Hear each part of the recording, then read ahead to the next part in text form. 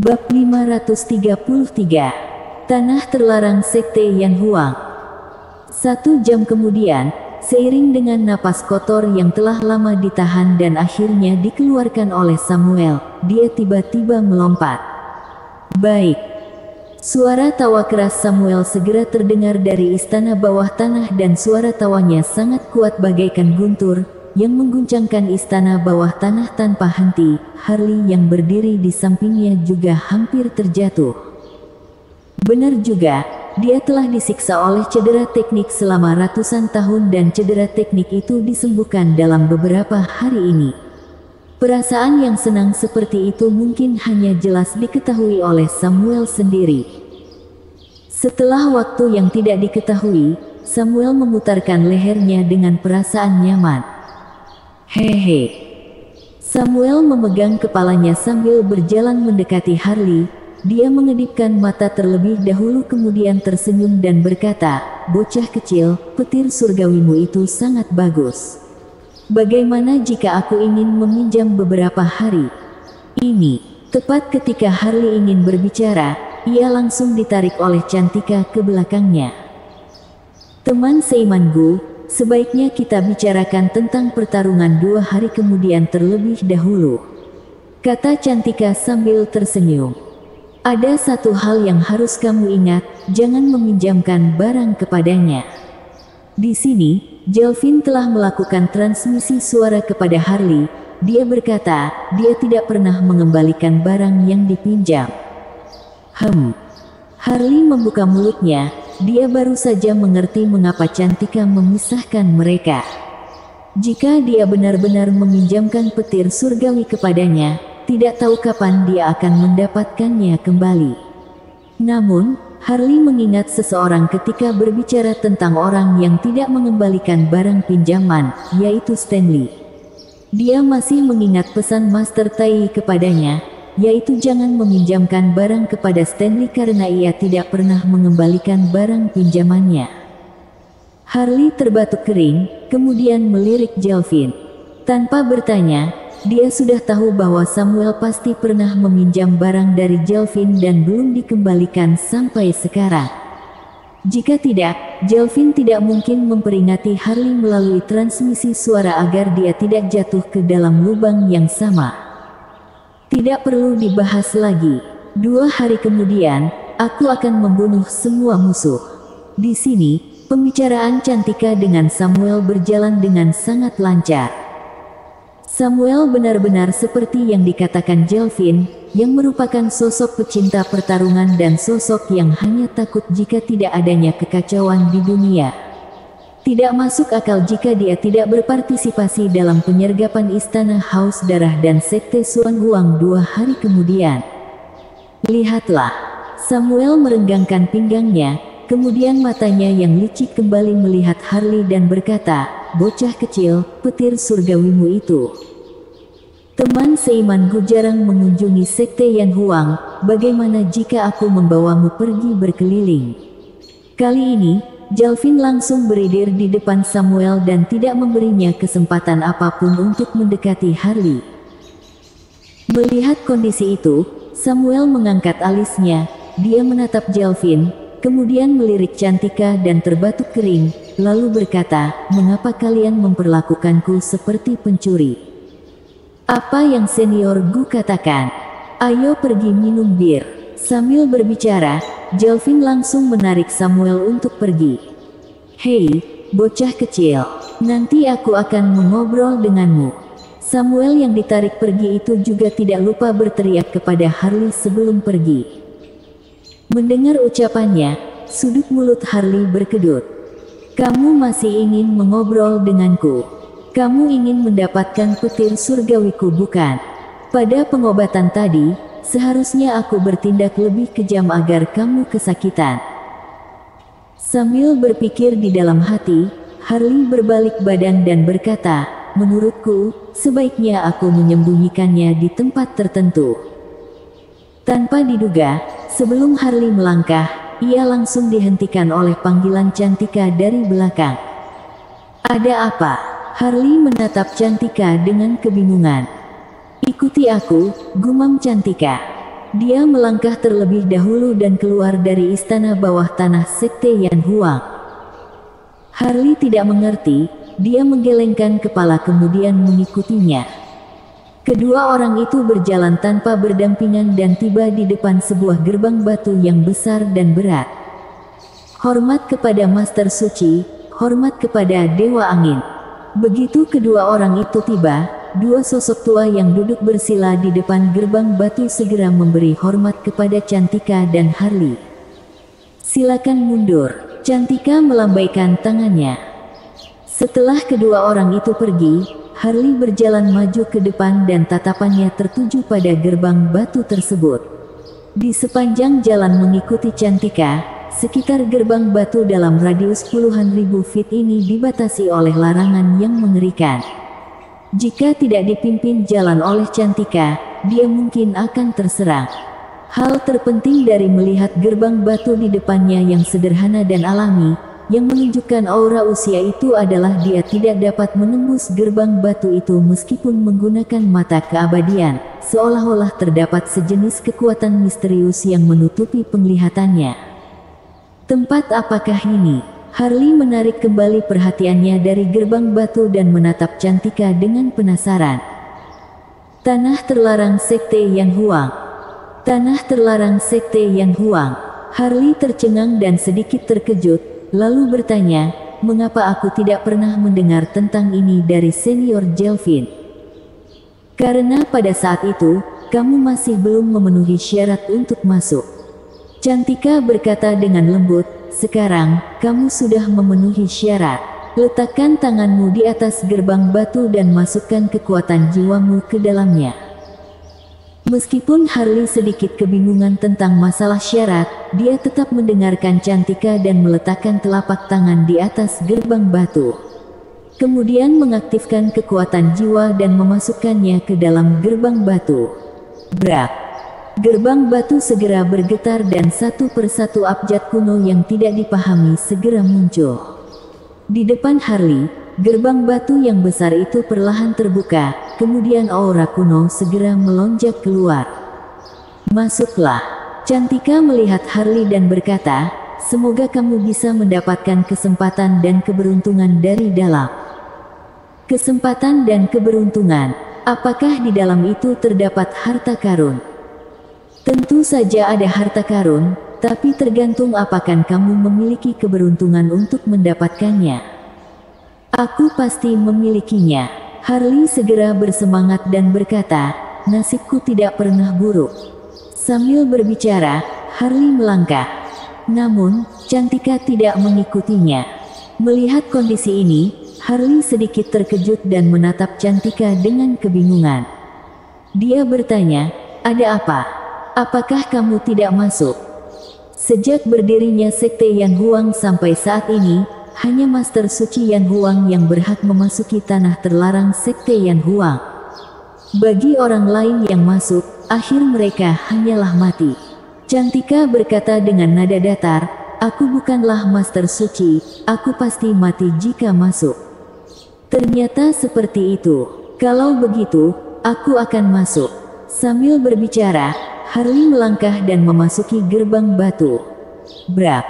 Begitu Harley masuk, gerbang batu langsung tertutup. Semoga kamu bisa diakui oleh Master Suci Yan Huang dari setiap generasi. Melihat tertutupnya gerbang batu, Cantika bergumam dari luar. Di sisi lain, Harley berdiri di sana dan menilai segala sesuatu di depannya dengan penasaran. Tempat ini adalah istana bawah tanah yang terbentuk sendiri, yang hanya memiliki luas sekitar 10.000 feet dan pada dasarnya tidak terdapat apa-apa, hanya terdapat satu persatu altar penyembahan. Di atas setiap altar penyembahan, terdapat sebuah patung berbentuk manusia yang sangat nyata. Harley merasa aneh, ia perlahan berjalan dan tiba di bawah sebuah patung batu besar. Rio, Master Suci Yan Huang generasi ke-98. Melihat tulisan yang terukir pada altar penyembahan, Harley membacanya kata demi kata. Setelah melihat tulisan-tulisan itu, tatapan Harley kemudian tertuju pada patung batu. Memang benar bahwa patung batu itu tampak seperti Rio, tetapi tidak tampak tua, yang dapat dikatakan berjiwa tinggi.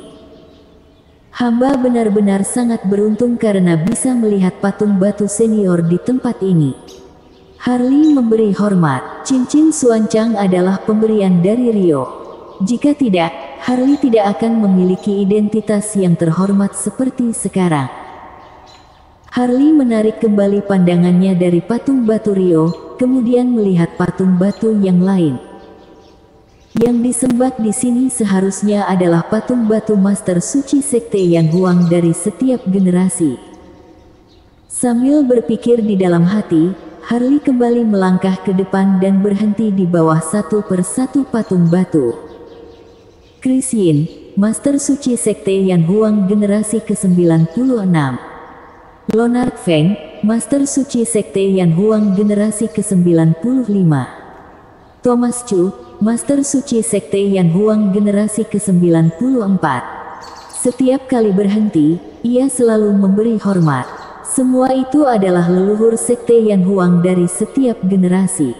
Meskipun hanyalah patung batu, Harley juga sangat menghormati mereka. Bersambung.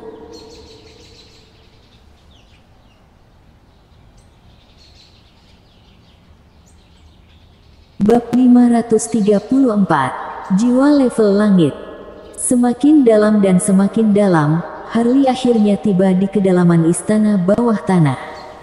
Pada saat ini, di depannya terdapat sebuah patung batu yang sangat besar, yang jauh lebih besar dari semua patung batu yang ada di tempat ini, yang berdiri di istana bawah tanah ini bagaikan sebuah simbol. Raja Yan, Master Suci Sekte Yan Huang generasi pertama. Harley membaca kata demi kata yang terukir di bawah patung batu.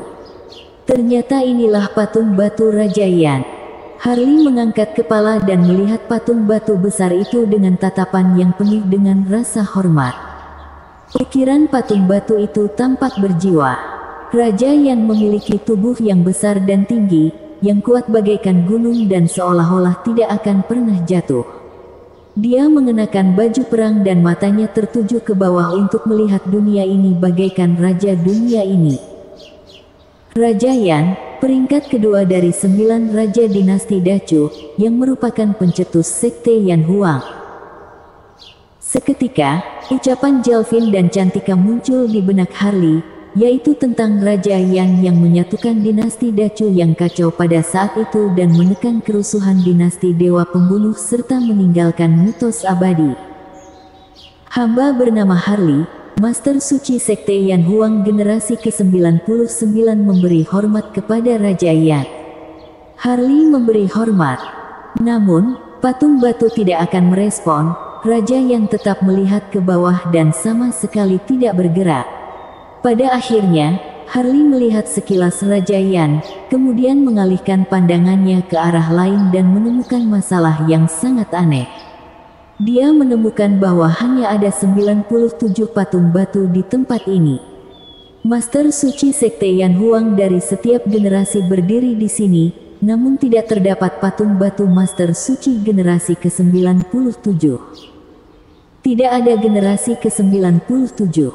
Harley menggaruk kepala dan berkata, Master Suci Sekte Yan Huang generasi ke-97 seharusnya adalah Hong Chen, guru dari Jalvin dan Cantika. Apakah dia tidak pernah mengunjungi tempat larangan Sekte Yan Huang? Atau, dia tidak membentuk patung batu di tempat ini? Harley bergumam sendiri, kemudian mulai melihat sekelilingnya lagi.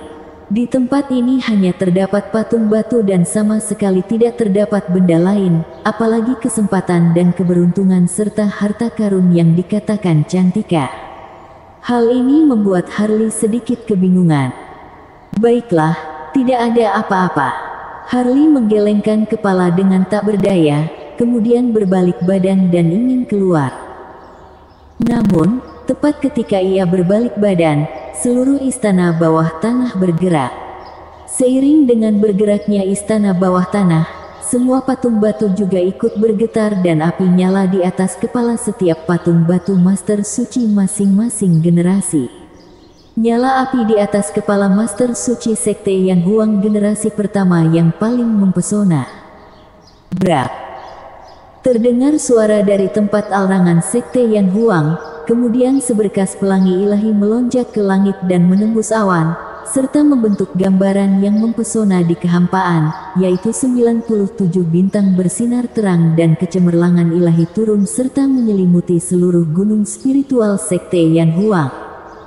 Ini, Cantika yang masih berdiri di luar tempat larangan memandang kehampaan dengan ekspresi tidak percaya. Dia diakui oleh 97 Master Suci Sekte Yan Huang.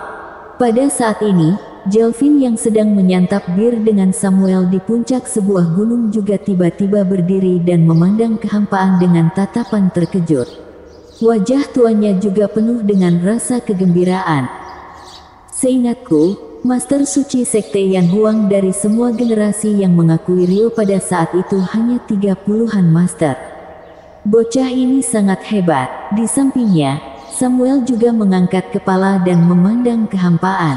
Meskipun ekspresinya tampak menyeramkan, seruan dari matanya tidak dapat disembunyikan. Diakui oleh 97 Master Suci Sekte Yan Huang, Harry benar-benar luar biasa, kata leluhur keluarga Su di puncak gunung lain. Mereka yang merupakan sekelompok sosok tua pun begitu kaget dan tidak percaya, apalagi ketua dan murid Sekte Yan Huang yang lain. Pada saat ini, semua orang mengangkat kepala dan memandang kehampaan dengan ekspresi takjub, gembira, kagum, dan terkejut.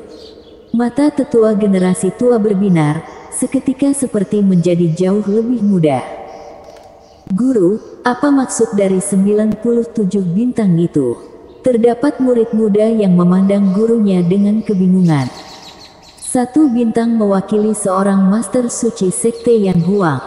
Jika seorang Master Suci Sekte Yan Huang mengakui Master Suci saat ini, maka satu bintang akan menyala.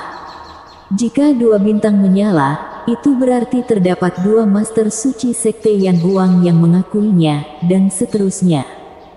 Ada penjelasan seperti itu? Tentu saja ada. Sebagian besar tetua membelai janggut dan menunjukkan tatapan takjub, lalu berkata, semua Master Suci dari setiap generasi Sekte Yan Huang adalah jenius tak tertandingi yang terkenal di dinasti Dacu. Pada saat hidup, mereka bersikap sombong dan menganggap diri sendiri tiada taranya. Sosok yang mereka akui bukanlah sosok sederhana. Aku masih mengingat Rio, mantan Master Suci kita. Pada saat itu, hanya 30-an bintang yang menyala dan dalam sejarah Sekte Yan Huang, Master dengan nyala bintang paling banyak tidak pernah mencapai setengah dari keseluruhan. Seperti itu. Kalau begitu, Master Suci Sekte Yan Huang generasi ke-99 benar-benar sangat hebat. Sepertinya aku telah melihat peristiwa besar penyatuan dinasti Dacu Sekte Yan Huang. Harley tentu tidak bisa mendengar diskusi dari dunia luar. Pada saat ini, ia sedang melihat nyala api di atas kepala setiap patung batu. Ia juga tahu bahwa itu terbentuk dari kekuatan jiwa Master Suci setiap generasi. Namun, dia tidak mengetahui makna apa yang terkandung. Dalam kebingungan, Harley tidak tahu apa yang harus dia lakukan. Pergi atau tidak membuatnya ragu. Pada akhirnya, Harley meraba hidungnya dan melihat 97 patung batu itu dengan senyuman canggung, lalu berkata, para senior, hamba sangat bodoh, hamba tidak tahu apa maksud para senior. Begitu Harley selesai berbicara, nyala api kejiwaan yang menyala di atas patung batu Rio, Master Suci Sekte Yan Huang generasi ke-98 langsung terbang datang dan memasuki pertengahan alis Harley bagaikan cahaya pelangi. Seketika, tubuh Harley bergetar dan dia hanya merasakan sesuatu masuk ke dalam jiwanya. Wah! Penglihatan Harley menjadi gelap, namun ia tidak kesakitan dan hanya merasakan sejenis arus hangat masuk ke dalam jiwanya. Keadaan pusing sesaat membuatnya sadar kembali. Namun, nyala api kejiwaan dari atas kepala Chris, Master Suci Sekte Yan Huang generasi ke-96 juga terbang datang dan juga masuk ke dalam jiwa Harley. Kemudian, satu persatu nyala api kejiwaan yang menyala di atas kepala setiap patung batu masuk ke dalam jiwa Harley, seolah-olah terbentuk reaksi berantai. Karena jiwanya dimasuki oleh satu persatu nyala api kejiwaan, Harley sedikit tersandung dan rasa pusing membuatnya hampir jatuh ke tanah. Namun, seiring dengan masuknya satu persatu bara api kejiwaan, kekuatan jiwanya juga meningkat pesat. Dari puncak alam bumi tanpa batas mendekati level langit, dengan sikap ingin menerobos belenggu alam bumi dalam satu gerakan. Harley juga tampaknya telah menyadari hal ini. Dia segera duduk bersila di tanah dan segera menggabungkan nyala api kejiwaan. Dia berharap untuk mencapai jiwa level langit dengan bantuan kekuatan segel jiwa yang murni dari leluhur setiap generasi. Namun, setelah 90-an nyala api kejiwaan masuk ke dalam jiwanya, dia tetap tidak bisa mencapai jiwa level langit. Pada saat ini, bara api roh sejati seukuran toples anggur di atas patung batu raja yang bergoyang keras, kemudian memasuki pertengahan alis Harley di bawah cahaya emas ungu. Hingga saat ini, Harley pertama kali berteriak kesakitan dan merasakan jiwanya akan terbakar, seolah-olah akan dilelehkan. Dia bahkan merasa bara api juga menyala di kedua matanya. Belum. Suara itu terdengar secara samar, seolah-olah ada penghalang yang hancur. Seiring dengan terdengarnya suara itu, seberkas pedang ilahi berwarna emas dari tulang tengkorak Harley menjulang ke langit. Pada saat yang sama, jiwanya juga menembus alam bumi secara paksa dan mencapai level langit. Setelah rasa pusing menghilang, Harley segera menutupkan kedua matanya. Pada saat ini, pikirannya kosong, hatinya tenang bagaikan air dan tidak dikejutkan oleh apapun. Semuanya terjadi dengan tiba-tiba, namun ia tidak memiliki waktu untuk terkejut. Yang harus dia lakukan adalah mencoba yang terbaik untuk menstabilkan kultivasi jiwa. Jika tidak berhati-hati, tingkat jiwanya sangat berkemungkinan jatuh ke alam bumi dari level langit. Keberuntungan, ini benar-benar keberuntungan. Harley tersenyum. Bersambung.